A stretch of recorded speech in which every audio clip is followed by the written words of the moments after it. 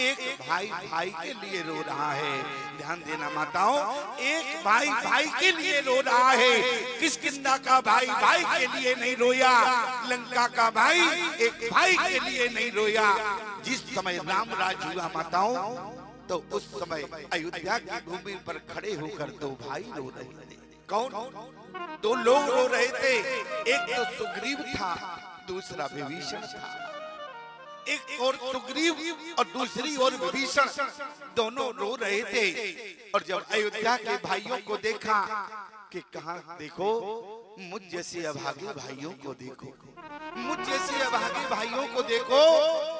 आज भाई को मरवा कर भाई की सत्ता पर राज कर रहे हैं। और आज अयोध्या के भाइयों को देखो, बोले बीते आवाधे जाऊं जो जियत न पावोवी, सुमिरत अनुज प्रीत प्रभु, पुण्य पुण्य पुलक शरीर। भाई भाई की भुजा हुआ करता है, भाई भाई की भुजा हुआ करता है। और अगर भाई आपके जीवन में है तो बड़े सौभाग्यशाली हैं। लेकिन आज मैं देखता हूं कि भाई भाई में विरोध हो गया।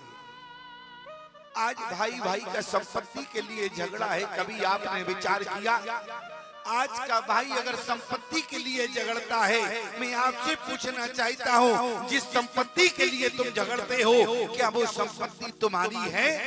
कभी तुमने विचार किया?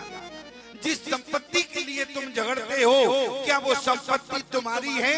संपत्ति किसकी है? संपत्ति सब रघुपति की आई, संपत्ति सब रघुपति की आई, संपत्ति सब रघुपति की आई, संपत्ति सब रघुपति की आई, संपत्ति सब रघुपति की आई, संपत्ति सब रघुपति की आई। आज भाई भाई के बीच में झगड़ा, परमात्मा देखकर हंसता है। देखो, जिस संपत्ति के लिए झगड़ रहे हो, अयोध्या में झगड़ा क्यों नहीं हुआ? भाई भाई के बीच में किष्किंधा की भूमि पर झगड़ा हुआ, लंका की भूमि पर झगड़ा हुआ। कारण सिर्फ इतना है, जो भाई संपत्ति को अपना मान लेता है, उसी के बीच में झगड़ा होता है। अगर संपत्ति अगर भगवान की है तो झगड़ा जीवन में कभी नहीं होगा। भरत और राम के बीच में झगड़ा कभी नहीं हुआ। क्यों? क्योंकि भरत ने कभी संपत्ति को अपना नहीं माना है, तुमने अपना माना है, इसलिए झगड़ रहे हो। आज लोग भरत चरित्र सुनना चाहते हैं, लोग आज भरत चरित्र सुनना चाहते हैं। भरत चरित्र सुनने के बड़े प्रेमी हैं।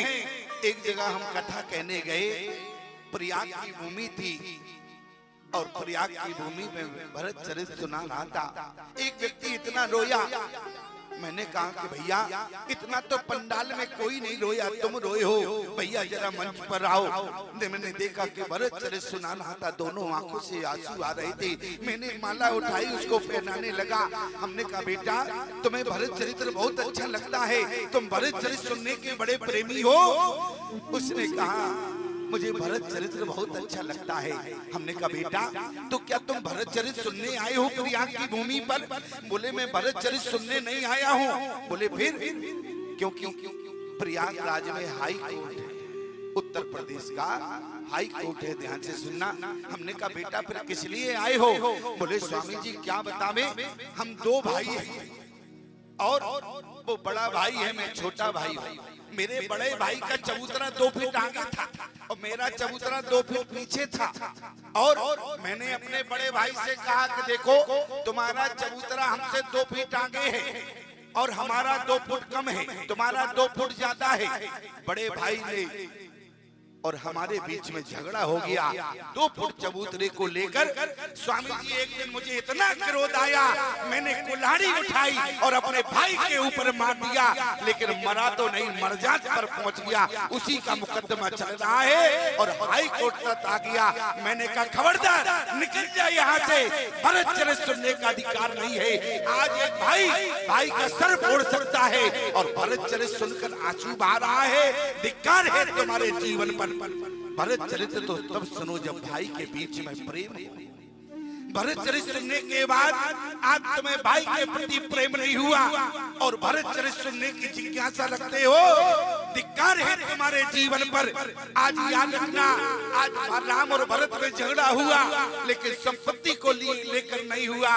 बोले राम भरत में आज छिड़ गई, राम भरत में आज छिड़ गई भैरव एक लड़ाई। 14 वर्ष लड़ेंगे दोनों, चलो देखने भाई। एक ओर से एक ओर भरत व्रतधारी, अवध राज को गेंद बनाकर दोनों ने ठोकर मारी। सत्य घटना सुना रहा हूँ। एक जगह भरत चरित्र सुना रहा था, ऐसे ही बात थी। केवल भरत चरित्र पर मुझे 7 दिन बोलना था। 2-3 दिन तो वो रहा, 2 दिन मुझे नहीं दिखा और जब अंतिम दिन आया मैंने कहा भैया तुम रोज आके बैठते थे, 2 दिन के लिए कहाँ गायब हो गए थे, आज आए हो विश्राम के दिन। कहा कि स्वामी जी मुझ जैसा अभागा भाई कौन होगा, मैंने अपने छोटे भाई पर मुकदमा लगा रखा था और आज मैं उसी मुकदमे को वापस लेने गया था। मैंने कहा कि भैया तुम ही भरत चरित्र सुनने के अधिकारी हो। क्यों? आज तुमने सुना तो तुम्हारे जीवन में उतर गया। भाई के प्रति समर्पित हो जाना ये भरत चरित्र। और आज भाई से झगड़े, अरे कभी आपने विचार किया आज अगर कहीं माँ के गर्भ में अदालत होती तो ईमानदारी से बताओ, जो जुड़वा बच्चे माँ के गर्भ में रह सकते हैं और वही जुड़वा बच्चे जब संसार में आते हैं तो झगड़ते हैं। मैं तो केवल इतना कहना चाहता हूँ, आज भाई को पहचानने की कोशिश करना। भूले बीते अवधि जाऊं जो, राम जी से कहा कि अब तुम्हें राज्य नहीं मिलना है, अब राज तो भरत को मिलेगा। बोले भरत प्राण प्रिय पावै राजू। और कहीं हमारा जैसा व्यक्ति होता, अब राज्य मिलना हो, राज्य नहीं मिलना, तो वो मुझे प्राण प्रिय होता कि उसके प्राण ही मुझे प्रिय होते। क्यों? अरे उसके प्राण प्रिय होते कि वो मुझे प्राण से प्रिय होता। लेकिन ये राम का चरित्र है, भरत का चरित्र है। और इसलिए गोस्वामी तुलसीदास जी ने क्या लिखा, भरत चरित्र करने मां। भरत जी का चरित्र सामान्य नहीं है। राम जी के चरित्र ने, राम जी के नाम ने गोस्वामी तुलसीदास जी को अपना भक्त नहीं बना पाया। राम जी के प्रभाव के कारण गोस्वामी तुलसीदास जी को अपना भक्त नहीं बना पाए। और गोस्वामी तुलसीदास जी ने कहा है, अगर मैं राम जी का भक्त बना हूँ तो राम जी की वजह से नहीं, भैया भरत की वजह से बने हैं। इसलिए गोस्वामी जी ने क्या लिखा, सिए राम प्रेम पीयूष पूरन होत जन्म न भरत को, मुनि मन अगम जम नियम समदम विषम वृतवाचरत को, दुख दाहि दारिद दम्भ दूषण सुजस मिस अपहरत को, कलिकाल तुलसी से सठन हटि राम सन्मुख करत को। आज अगर मैं राम का भक्त बना हूं तो भैया भरत के वजह से बना। इसलिए अगर मैं भरत की वजह से राम जी का भक्त बना हूँ, इसलिए गोस्वामी तुलसीदास जी ने मानस को पढ़ना, राम जी के चरणों की वंदना बाद में किया। पहले क्या किया, अरे प्रणवो प्रथम भरत के चरना, प्रणवो प्रथम भरत के चरना, प्रणवो प्रथम भरत के चरना, प्रणवो प्रथम भरत के चरना, प्रणवो प्रथम भरत के चरना, प्रणवो के चरना। आज भैया भरत के चरणों की वंदना पहले किया, एक गंभीरता और सुनो। राम जी के चरण को कमल लिखा है गोस्वामी तुलसीदास जी ने, लक्ष्मण के चरण को कमल लिखा है, शत्रुघ्न के चरण को कमल लिखा। कहा कि पर भरत जी से क्या अपराध हो गया, तुमने भरत के चरण को कमल नहीं कहा है? जरा मानस का प्रमाण देखे। बोले बंदो लक्ष्मण पद जल जाता कमल, और रिपुसूदन पद कमल नमामि। और राम जी के लिए पुनि मन वचन कर्म रघुनायक, चरण कमल बंदो सब लायक। लेकिन भरत के चरण के लिए कमल नहीं लिखा, जरा ध्यान से पढ़ना। बोले प्रणबो प्रथम भरत के चरना, जासु नेम व्रत जाय न बरना। राम चरण पंकज मन जासु, लुबुध मधुब युवत जय न पासु। बहुरा लिखा है, मधुकर लिखा है, क्यों? यहाँ पर गोस्वामी तुलसीदास जी कहते हैं कि भैया भरत तो भौरा है, और भौरा कहाँ बैठता है? कमल पर बैठता है। अगर राम जी के चरण कमल है तो भरत का चरित्र भौरा है। इसलिए बंदो प्रणबो प्रथम भरत के चरना। भरत चरित्र सामान्य नहीं है, भरत चरित्र करने तुलसी जो सादर सुने, सिए राम पद प्रेम अवसी होए भव रस विरति। ये भरत चरित्र की फलश्रुति है, गोस्वामी जी लिख रहे हैं। और आज माताओं, भारत सरकार का प्रयास है राम राज्य हो, लेकिन जिस परिवार में भाई भाई देखो बंटवारा हो ये तो अच्छी बात है, लेकिन झगड़ा नहीं होना चाहिए। क्यों? मैं इस बात का विरोध नहीं करता, बंटवारा हो अच्छी बात है, लेकिन विरोध नहीं होना चाहिए। अरे बंटवारा ऐसा हो कि पड़ोसी को भी मालूम न चले। और बंटवारे की एक बात सुनाए आपको। एक बार भाइयों के बीच में बंटवारा हुआ।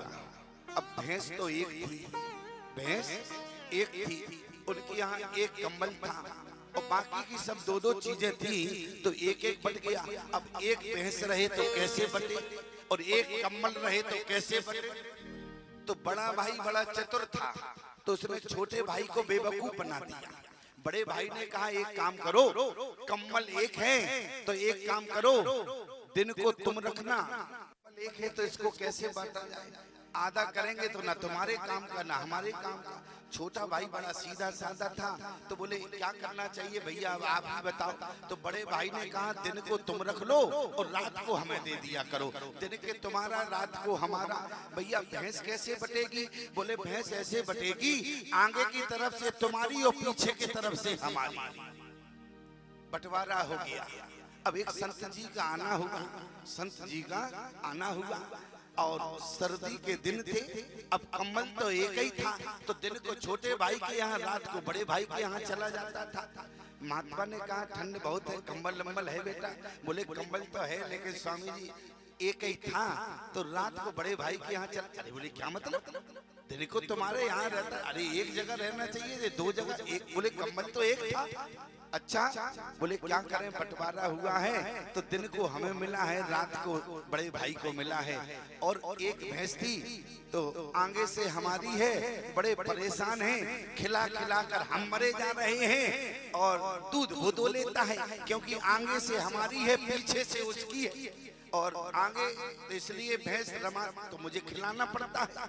तो महात्मा जी ने कहा अब एक उपाय हम तुम्हें बताते हैं, दिन को तुम्हारा है। बोले महात्मा जी ने कहा एक काम करो बेटा, दिन को तो कंबल तुम्हारा रहता है, रात को बड़े भाई के यहाँ जाता है। बोले हाँ। तो बोले एक काम करो, दिन के जब तुम्हारे यहाँ आए तो तुम उसको पानी में दिन भर जो है डुबो देना, उसको गीला कर देना, और शाम को बड़ा भाई के यहाँ बड़ा भाई मांगने आए तो दे देना। और बोले भैंस रही तो भैंस का बंटवारा हुआ है, आगे से तुम्हारी तो पीछे से, तो एक काम करो दिन को खूब खिलाना पिलाना, और जैसे ही तुम्हारा भाई दोने बैठे तो एकदम बड़ा सा डंडा लेकर बैठ जाना। और यही हुआ, जैसे ही कम्बल आया दिन को छोटे भाई के पास, भाई ने पानी में भिजा दिया। शाम को बड़ा भाई मांगने आया, भैया अब 7 बज गया, लाओ कम्बल हमें दो। बोले बिल्कुल भैया ले जाओ। बोले ये क्या किया, ये तो गीला है। अरे भैया गंदा बहुत था, धो दिया दिन के, हमारे पास हम कुछ भी करें तुम्हें इससे क्या लेना देना।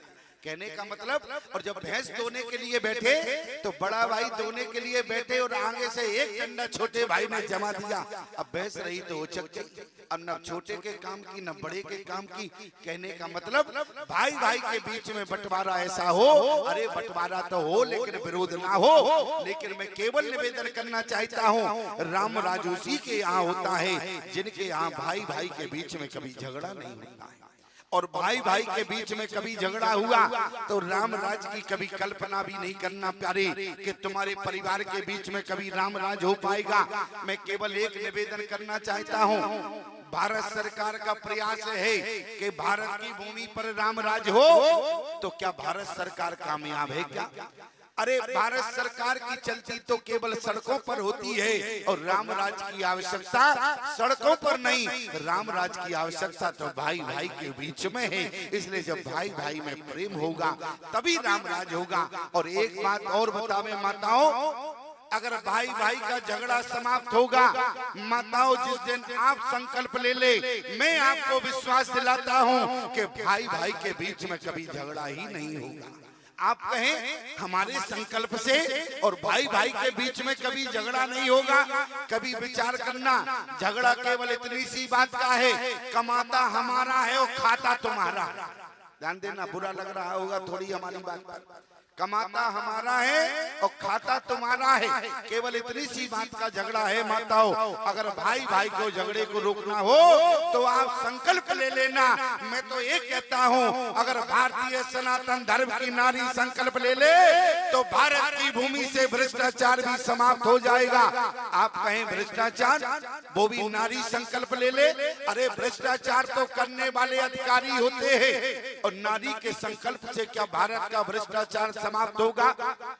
ध्यान से सुनना, अरे भारत का भ्रष्टाचार करने वाले तो अधिकारी होते हैं। अब एक बात बताओ माताओं, अगर भ्रष्टाचार करने वाला अधिकारी है तो वो तुम्हारा पति है, कर्मचारी है तो वो तुम्हारा पति है, और भ्रष्टाचार करने वाला कोई नेता है तो तुम्हारा पति है। और एक बात याद रखना माताओं, अगर तुम्हारे पति की तनख्वाह 60,000 है और घर का खर्चा 80,000 का है, और अपने पति से पूछना तनख्वाह तुम्हारी 60,000 है और घर का खर्च 80,000 का है, ये 20,000 कहाँ से लाते हो?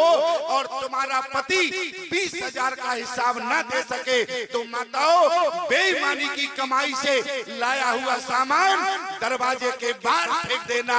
सूर्यास्त से पहले भारत में राम राज हो जाएगा, भारत की भूमि से भ्रष्टाचार चला जाएगा। और एक बात याद रखना माताओं, अगर आप संकल्प ले ले तो मैं गारंटी देता हूँ भाई भाई का कभी झगड़ा नहीं होगा। आप कहें मेरे संकल्प से और भाई भाई के बीच में कभी झगड़ा नहीं होगा। विचार करो माताओं, एक भाई जब भाई से झगड़ता है, मान लो छोटा भाई आए और बड़ा भाई सीधा, या छोटा भाई तेज और बड़ा भाई दरवाजे पर बैठा, और छोटा भाई आवे और 2-4 गालियां दे जावे, 2-4 गालियां बड़े भाई को दे दिया। अब बड़ा भाई तो सुनकर चला गया, अब वो क्या कहता, रे अपना ही तो भाई है, किससे लड़े। अगर नादान छोटा भाई गालियां दे गया तो बड़े भाई पर तो फर्क नहीं पड़ा। अब बड़ा भाई अंदर गया तो गृह मंत्रालय ने क्या कहा, अरे दरवाजे पर बेइज्जती, छोटा भाई आया तुम्हें गाली देकर चला गया, दरवाजे पर बेइज्जती कर गया। अगर तुम्हारी जगह हमारा भाई होता तो इस समय गोली मार देता। अब ईमानदारी से बताओ, ये झगड़ा बढ़ेगा कि घटेगा? जल्दी बताओ माताओं, झगड़ा बढ़ेगा या घटेगा? मैं तो कहना चाहता हूँ, अगर भाई भाई के बीच में झगड़ा हो और भाई अगर झगड़ने के लिए दौड़े तो तुम तारा के सिद्धांत को अपना